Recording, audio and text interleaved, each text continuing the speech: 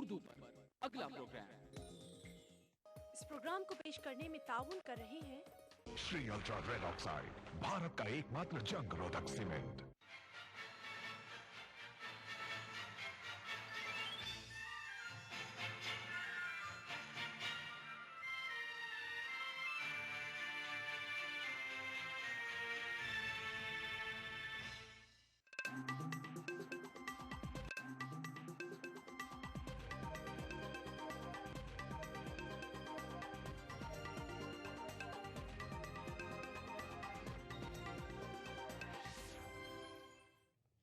नाज़रीन आदाब, 12 बजे के बुलेटिन के साथ मैं हूं हिना। सबसे पहले हेडलाइंस।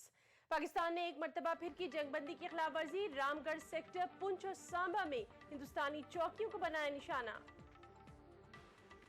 किश्तवाड़ और जम्मू खित्ते में जारी है कर्फ्यू। सख्त सिक्योरिटी के बीच अमरनाथ यात्रा का दोबारा आगाज। किश्तवाड़ और रॉबर्ट वाड्रा मामलों पर पार्लियामेंट में हंगामा आराई। दोनों ऐवानों की कार्रवाई में खलल।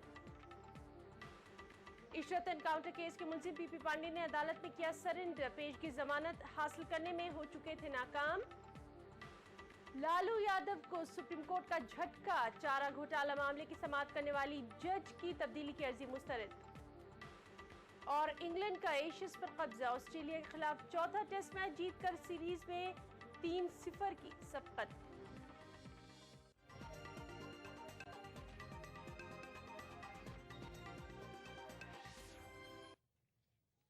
हिंद पाक सरहद पर कशीदगी के दरमियान पाकिस्तानी फौजियों के हाथों जंगबंदी की खिलाफवर्जी का सिलसिला लगातार जारी है।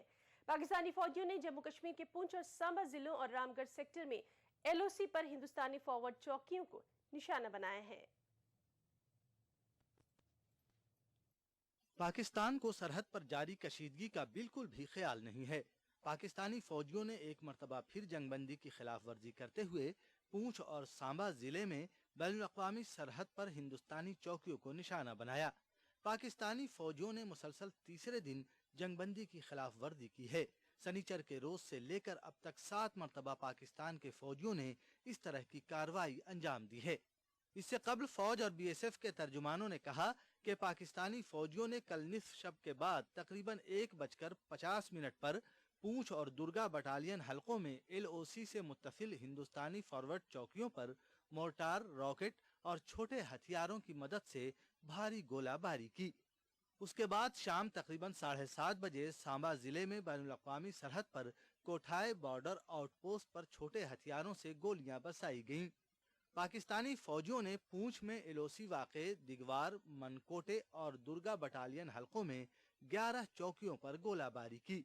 सरहद पर तैनात हिंदुस्तानी जवानों ने फौरी मोर्चा संभाला और जवाबी कार्रवाई की, जिसके नतीजे में पूंछ में दोनों जानिब से भारी गोलाबारी हुई। Bureau report, ETV news.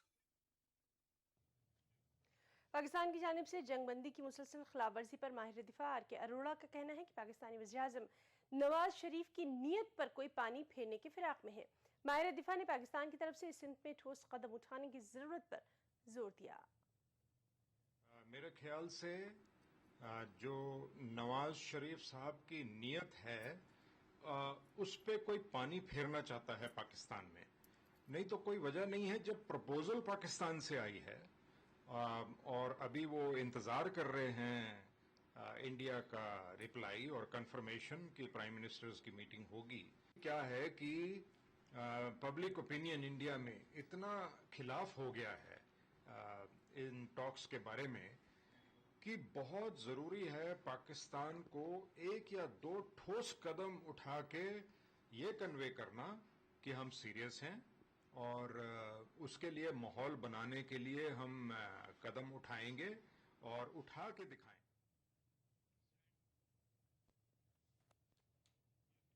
Kishtwar में 9 अगस्त को ग्रोही तसादुम के बाद लगाया गया कर्फ्यू आज 5वें रोज भी जारी है। चिनाब इलाके के किश्तवाड़, भदरवा, टिट्टी और बानिहाल इलाके में फौज लगातार फ्लैग मार्च कर रही है। कर्फ्यू की वजह से जहां मामूलात जिंदगी ठप है, वहीं सरकारी दफातर में हाजिरी भी बेहद कम है। गुज़िश्ता रोज किश्तवाड़ में पुलिस और एहतजाजियों के बीच तशद्दुद के इक्का दुक्का वाक़यात फिर पेश आए थे। इंतजामिया हालात को काबू में बता रही है। जिले में मोबाइल और इंटरनेट खदमात भी मुतासर रही।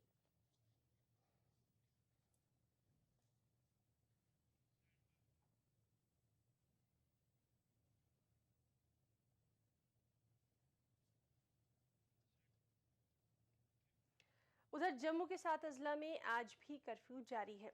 यहाँ फौज और पुलिस लगातार पेट्रोलिंग कर रही है। इन इलाकों से ताहम किसी नाखुशगवार वाक़े के पेश आने की कोई इत्तला नहीं। उधर सांबा और उधमपुर में सुबह 6 बजे से 9 बजे के दरमियान कर्फ्यू में नरमी की गई थी। जम्मू में लोकल केबल नेटवर्क चैनल बंद कर दिए गए हैं और इंटरनेट खिदमात भी ब्लॉक कर दी गई हैं।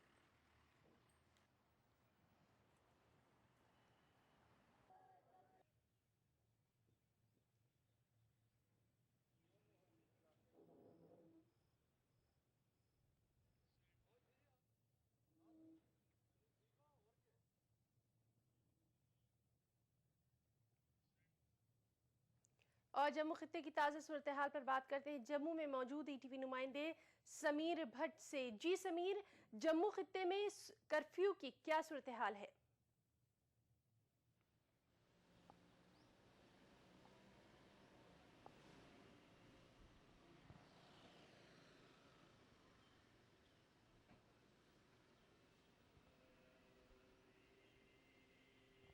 देखिए, आज तीसरे रोज भी जम्मू और बाकी जो 7 अजला है जम्मू रीजन के, वहाँ पे कर्फ्यू बदस्तूर जारी है।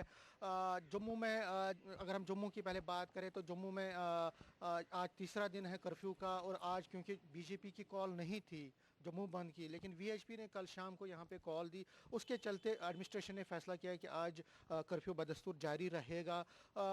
दूसरी तरफ से किश्तवाड़ की बात करें, वहाँ पे भी हालात तकरीबन ठीक ही है। वहाँ पे कुछ गिरफ्तारियाँ हुई, जिसके बाद कल वहाँ पे कुछ स्टोन पेल्टिंग हुई थी, लेकिन उसके बाद कल शाम से वहाँ पे हालात पुरसुकून है। दूसरी तरफ सांबा में आज सुबह तकरीबन 6 बजे से 9 बजे तक कर्फ्यू में ढील दी गई, लेकिन उधमपुर में डील नहीं दी गई। पहले वहाँ कहा गया था कि 6 से 9 बजे तक डील दी जाएगी, लेकिन कल शाम को वहाँ पे कुछ स्टोन पेल्टिंग के इंसिडेंट्स हुए, उसके बाद वहाँ पे डील नहीं दी गई है। लेकिन कुल मिला के अगर हम देखें हालात ठीक ही है।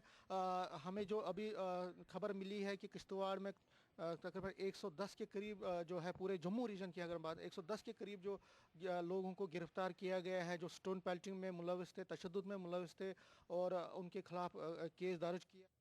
जी, ये बताइए कि सांबा और पुंछ जिलों में जो पाकिस्तान के जरिए जंग बंदी मुआहजे की खिलाफ वर्जी की जा रही है, उसके बारे में क्या ताज़ा जानकारी है आपके पास? अपडेट।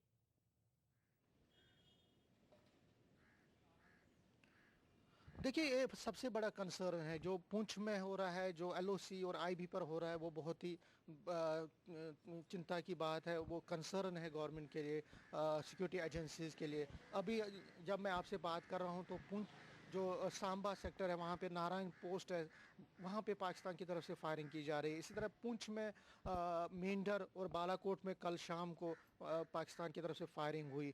तो अगर हम पिछले 4 दिनों की बात करें तो तकरीबन 13 से ज़्यादा बार पाकिस्तान ने सीज़ फायर का वायलेशन किया। और अगर हम इस साल की बात करें तो अभी तक 70 से ज़्यादा बार इंटरनेशनल बॉर्डर पे और लाइन ऑफ कंट्रोल पर पाकिस्तान की तरफ से वायलेशन हुई है। तो ये जो सीज़ फायर का वायलेशन है, बहुत ही बड़ा कंसर्न है एजेंसीज़ के लिए। और हमें जो अभी खबर मिली है कि पाकिस्तान की तरफ से भी एलओसी पर कुछ और ज़्यादा जो आर्मी जो रेंजर्स हैं उन्होंने भेजे हैं, अपनी आर्मी को वहाँ पे भेजा है, फ़ौज को भेजा है। तो ये बड़ा ही कंसर्न है एजेंसीज़ के लिए। और अब एक नई स्ट्रेटजी बना रहे हैं। जी समीर, इस तमाम जानकारी के लिए आपका बहुत बहुत शुक्रिया। नाज़रीन, हम आपको बता दें कि लोकसभा की कार्रवाई 2 बजे तक के लिए मुलतवी कर दी गई है। उधर गुज़िश्ता 4 रोज़ से कर्फ्यू के सबब रोकी गई अमरनाथ जी यात्रा का आज से दोबारा आगाज हो गया है। सख्त सलामती बंदोबस्त के दरमियान 225 यात्रियों पर मुश्तमिल जत्था आज सुबह जम्मू के यात्री निवास से कश्मीर के लिए रवाना हुआ। अकीदतमंदों के साथ फौजी काफिले को भी भेजा गया है। ख्याल रहे कि किश्तवाड़ के हालात के पेश नज़र रियासत के बेशतर मुकामात पर कर्फ्यू नाफिज है, जिसके सबब एहतियाती तौर पर यात्रा को भी रोक दिया गया था।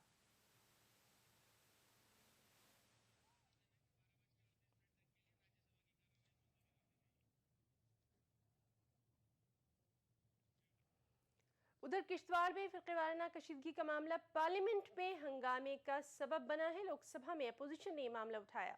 बीजेपी अरकान ने मरकजी और रियासती हुकूमतों पर सख्त नुक्ताचीनी की। अरकान के बीच नोकझोंक भी हुई। अरकान ने रॉबर्ट वाड्रा का मामला भी उठाया। उधर राज्यसभा में रॉबर्ट वाड्रा के मुबैना जमीन घोटाले के मामले पर अपोजिशन बीजेपी ने कार्रवाई नहीं चलने दी, जबकि टीडीपी अरकान ने मुत्तहिदा आंध्रा का मामला उठाया। और हम आपको बता दें कि राज्यसभा की कार्रवाई 12:38 तक के लिए मुलतवी कर दी गई है। मैडम, ये कोई ज्यादा ठेकेदार नहीं है।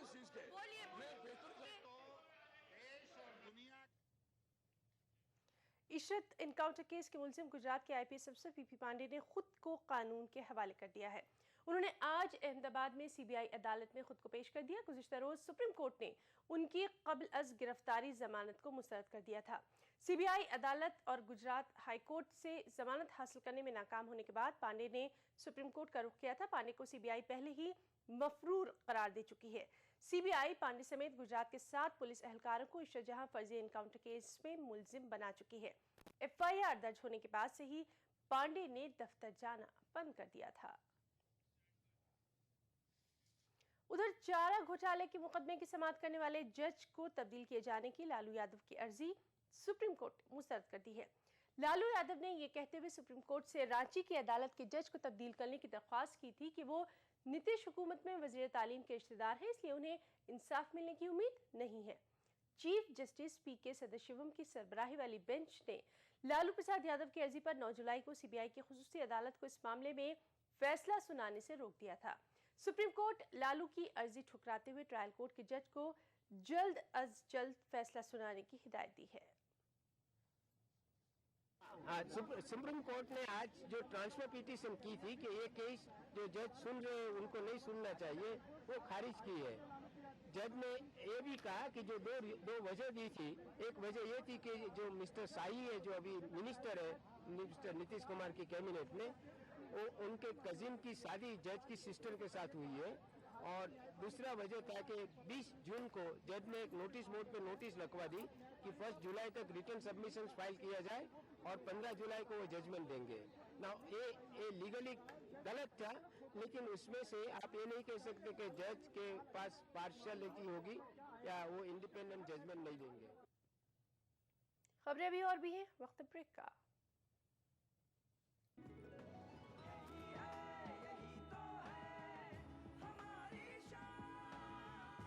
सबका फेवरेट वही जो है अंदर से सॉलिड, JP सीमेंट। मेरा फेवरेट, अब इंडिया का फेवरेट। अब 6 प्रकार के स्वादिष्ट प्रिया पापड़ का मजा लीजिए। प्रिया प्रिया, प्रिया पापड़। प्रिया प्रिया।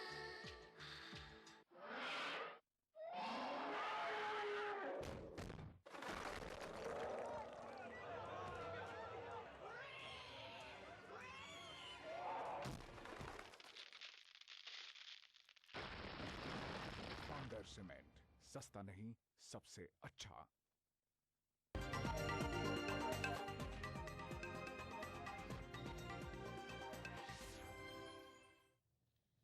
ब्रेक के बाद बुलेटिन में एक बार फिर आपका इस्तकबाल करते हैं। पार्लियामेंट में मुख्तलिफ बिलों की और मंजूरी के ताल्लुक से आम राय बनाने के लिए कुल जमाती मीटिंग तलब की गई है। वज़ीर पार्लिमानी उमूर कमलनाथ को एतमाद है कि पार्लियामेंट की कार्रवाई को खुश उसलूबी से चलाने और बिलों की मंजूरी के सिलसिले में हुकूमत अपोजिशन को राजी करने में कामयाब हो जाएगी। कि सब जिम्मेदारी से अपना संसद के प्रति कर्तव्य निभाएंगे। सब विधेयकों पर, ये all India institute of medical science पर जो सुप्रीम कोर्ट की बात है, जुडिशियल कमीशन की बात है, जो पटना हाई कोर्ट का जजमेंट है, सब ने अपनी अलग अलग मांगे रखी हैं। तो मैंने कहा कि हम सर्वदलीय बैठक में इस पर चर्चा कर लें। गुजरात के वज़ीर आला नरेंद्र मोदी ने वज़ीर आज़म डॉक्टर मनमोहन सिंह को एक खत लिखा है। मोदी ने अपने खत में फूड सिक्योरिटी कानून पर वज़राए आला की एक मीटिंग बुलाने की तजवीज़ पेश की है। मोदी के मुताबिक ये एक ऐसा मामला है जिससे मरकजी हुकूमत के साथ साथ रियासती हुकूमतों का भी वास्ता है। गुजरात के वज़ीर आला नरेंद्र मोदी ने वज़ीर आज़म मनमोहन सिंह को लिखे खत में इल्ज़ाम लगाया है कि गरीब खानदानों को ऑर्डिनेंस के जरिए ग़िज़ाई अदम तहफ़्फ़ुज़ का शिकार बना दिया गया, क्योंकि ये फूड सिक्योरिटी के अहम बुनियादी मकासद को पूरा नहीं करता। नरेंद्र मोदी ने 7 अगस्त की तारीख वाले खत में इल्ज़ाम लगाया है कि ऑर्डिनेंस के तहत गैर कारकर्द कानूनी जिम्मेदारियां मरकज और रियासती हुकूमतों को दी गई हैं और इस्तेफादा करने वालों की तादाद और अहलियत का पैमाना इनफरादी इख्तियार तय किए बगैर मुकर्रर कर दिया गया। मोदी ने लिखा है कि मुख्तलिफ रियासतों के दरमियान इलाकाई तफरीक हो सकती है। मोदी के मुताबिक पार्लियामेंट की स्टैंडिंग कमेटी ने जनवरी 2013 में सिफारिश की थी कि हुकूमत को रियासती हुकूमतों से सलाह मशवरा करके अहलियत का पैमाना तय करना चाहिए। उन्होंने कहा कि ऑर्डिनेंस में खत्ते गुर्बत से नीचे जिंदगी बसर करने वाले खानदानों का हक 35 किलोग्राम फी खानदान से घटाकर औसतन 5 अफराद के खानदान को 25 किलोग्राम करने की तजवीज है, जो फूड सिक्योरिटी कानून का असल मकसद नहीं हो सकता। मोदी ने लिखा है कि दूसरी जानिब प्लानिंग कमीशन ये दावा कर रहा है कि बीपीएल खानदानों की तादाद में कमी हुई है, लेकिन ऑर्डिनेंस के तहत आबादी के 2/3 लोगों को ग़िज़ाई ताउन देने की बात कही गई है, लिहाजा इस पर रियासतों से बातचीत होनी चाहिए। Bureau report, ETV news. वज़ीर ख़ज़ाना पी चिदम्बरम ने कहा है कि रवा माली साल के दौरान माली खसारे में कमी दर्ज की गई है। चिदम्बरम के मुताबिक सरकार ने गुज़िश्ता बरस हुए इजाफी माली खसारे को न सिर्फ दूर कर दिया बल्कि मजबूरी खसारे को कम करने में भी कामयाबी हासिल की। Recall that in 2011-12 we had a current account deficit of $78.2 billion and when we financed it we had to draw down reserves to an extent of $12.8 billion.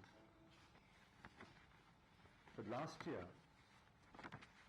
although we had a larger current account deficit, it went up from $78.2 billion to $88.2 billion.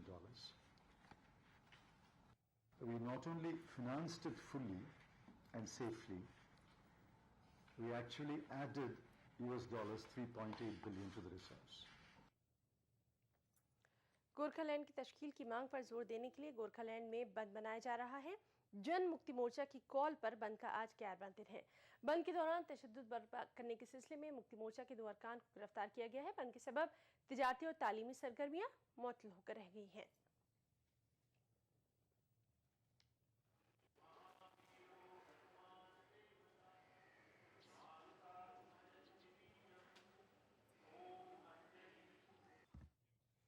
Madhya Pradesh के छिंदवाड़ा से रुकन parliament और मरकजी वजीर शहरी तरक्यात और पार्लिमानी उमूर कमलनाथ का शुमार कांग्रेस के कदावर लीडरों में होता है। कमलनाथ ने इंदिरा गांधी, राजीव गांधी और संजय गांधी के साथ काम किया है और अब वो राहुल गांधी के शाना बशाना काम कर रहे हैं।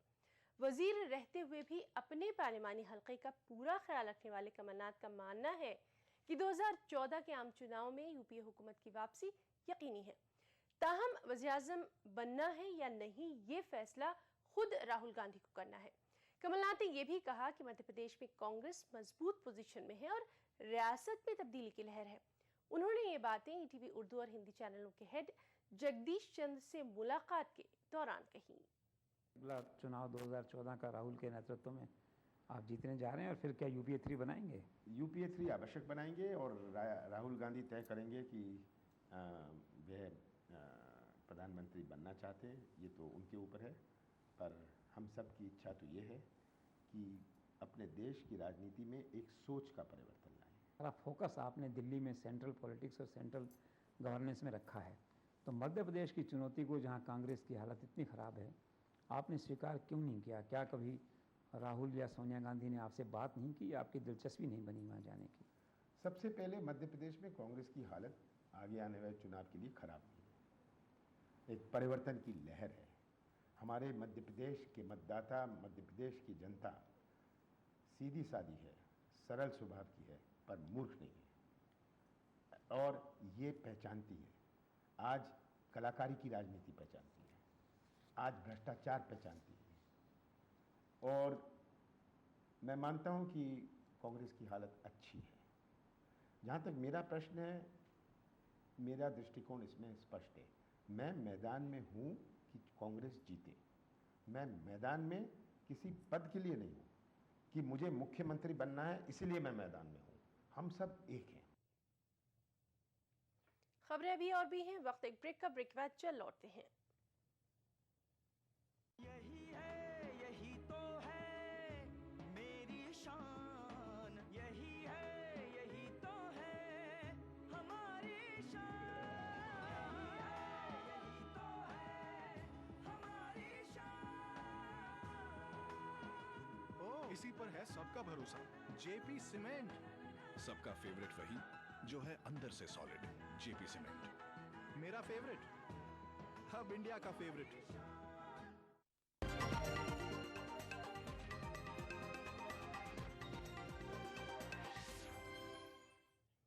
ब्रेक के बाद अब कुछ बैनुल-अक़वामी खबरें। अफ्रीकी मुल्क नाइजीरिया के शुमाल मशरक़ी इलाके में एक मस्जिद पर मुश्तबा मिलिटेंटों ने हमला करके 44 अफराद को हलाक कर दिया है। इत्तलात के मुताबिक ये हमला इतवार के रोज़ ही किया गया, ताहम इसकी खबर पीर को मंजर-ए-आम पर आई। ज़राए के मुताबिक ये हमला नाइजीरिया की शुमाल मशरक़ी रियासत बोर्नो के कोनगा इलाके में किया गया। हमले के पीछे बोको हराम का हाथ होने का अंदेशा जताया जा रहा है। वाज़ेह है कि शिद्दत पसंद तंजीम बोको हराम पर नाइजीरिया में चर्च पर हमले समेत मुख्तलिफ हमलों में मुलविस होने का इल्ज़ाम है। इराक के दारुल हुकूमत बगदाद में कल बर्पा हुई खुरेजी में 24 अफराद हलाक हुए। शुमाली बगदाद में एक कैफे में खुदकुश धमाके में 16 अफराद हलाक हो गए। इस हमले में 35 अफराद जख्मी भी हुए। इसके अलावा 2 मुख्तलिफ वारदातों में 18 अफराद हलाक हुए। फुटबॉल के मैदान और एक बाजार में बम धमाके हुए। कैफे पर हमला अल-कायदा के उस दावे के एक रोज़ बाद किया गया जिसमें कहा गया था कि बगदाद में मुख्तलिफ कैफे में धमाकों में उसका हाथ है।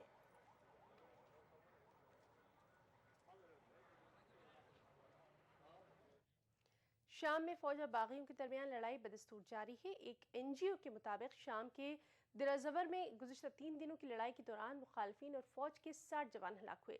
NGO का कहना है कि सनीचर से लेकर अब तक अल-कायदा से वाबस्ता 33 जंगजू भी मारे गए हैं। इस बीच बशारुल असद फौज के बागी फौजी कमांडरों ने तशद्दुद ज़दा इलाकों का दौरा किया। इस दौरे का मकसद बशारुल असद के खिलाफ बागी फोर्सेस की हौसला अफजाई करना था।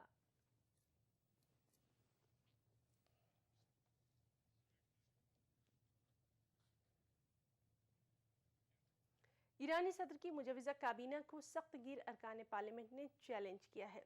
सख्त गिर धड़े का इल्ज़ाम है कि हसन रूहानी अपनी काबीना में मगरिब नवाज अफराद को जगह दे रहे हैं, जबकि सदर हसन रूहानी ने इस इल्ज़ाम को मुस्तरद करते हुए कहा है कि मुल्क को बैनुल-अक़वामी दबाव से बाहर निकालना उनका अव्वलीन मकसद है। पार्लियामेंट इजलास से खिताब करते हुए हसन रूहानी ने ईरान पर आयद बैनुल-अक़वामी पाबंदियों को मुल्की मईशत के लिए इंतहाई मुज़र बताया और कहा कि ईरान के अवाम भी मुल्क को इक़्तिसादी बहरान से निजात दिलाने के हक़ में है।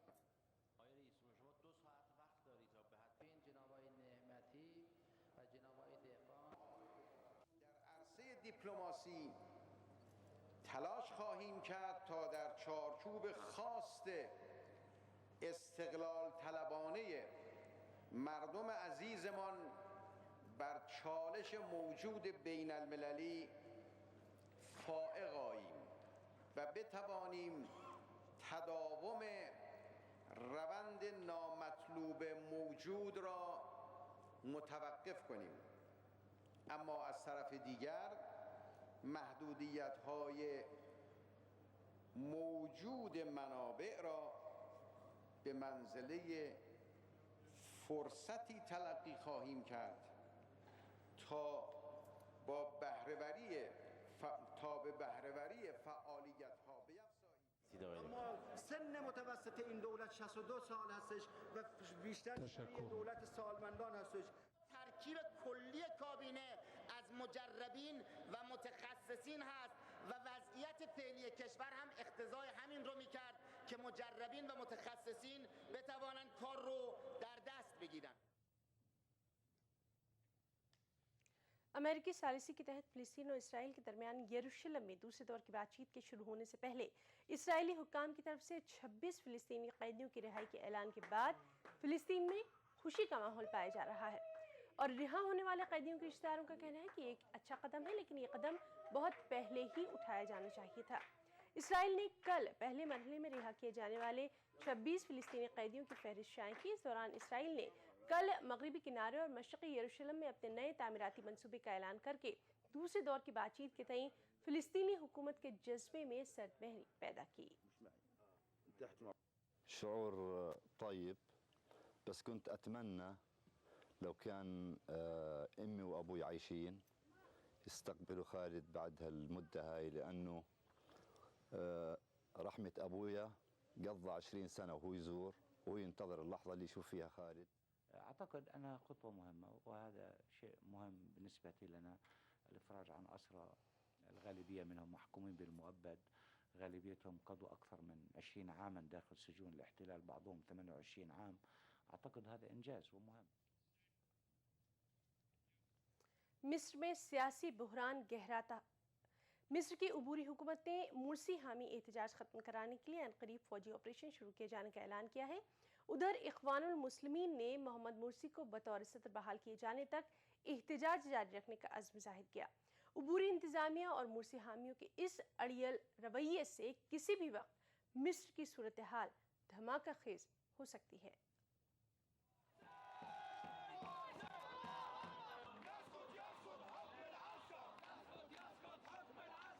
मिस्र में अबूरी इंतजामिया माजूल सदर मुर्सी के हामियों के जारी धरनों को मुंतशिर करने का मंसूबा बना रही है। मुल्क की वजारत दाखिला के मुताबिक एहतजाजी कैंपों को ख़त्म करने के लिए ऑपरेशन जल्द ही शुरू किया जाएगा। इस कार्रवाई के दौरान सिक्योरिटी फोर्सेस इब्तिदाई तौर पर राबिया मस्जिद और नहद स्क्वायर में जारी धरनों में मजीद लोगों को शामिल होने से रोकेंगी। दूसरी तरफ इख्वानुल मुस्लिमीन भी अलर्ट हो गई है और लगता है कि वो अपने हामियों को काहिरा के दूसरे मरकजी चौकों में मजीद धरने देने की ताकीद कर रही है। هو لو اتفض الاعتصام هيتفض في حالة واحدة بس ملهاش تاني، هيتفض على جثثنا.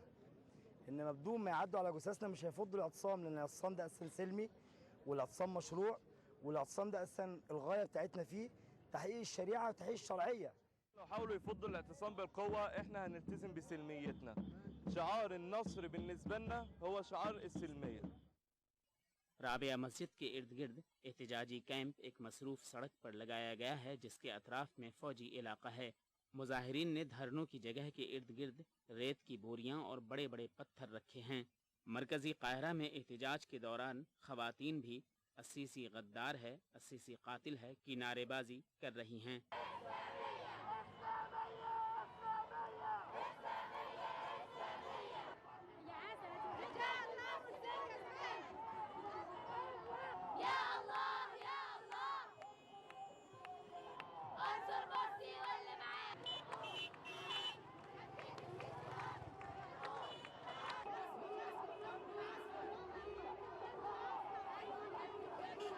याद रहे कि मिस्र में फौज ने 3 जुलाई को मोहम्मद मुर्सी को इक़्तिदार से अलग कर दिया था और उसके बाद से मुल्क में जारी पुरतशद्दुद मुजाहिरों में 250 से ज़ायद अफराद हलाक हो चुके हैं।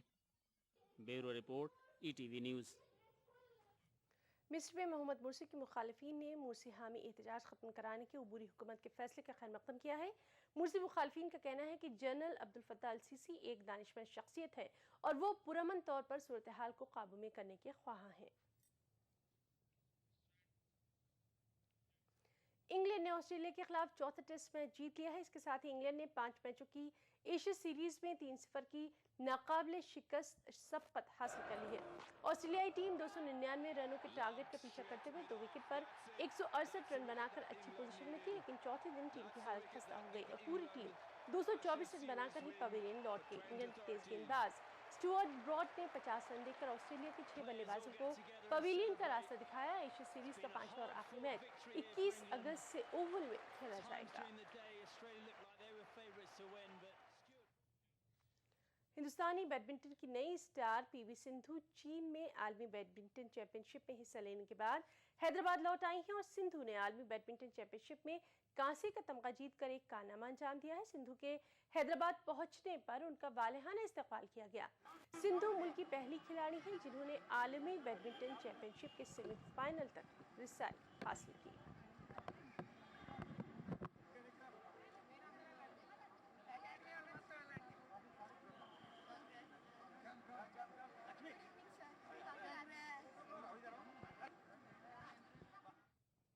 बुलेटिन में इतना ही, इजाजत दीजिए, आदाब।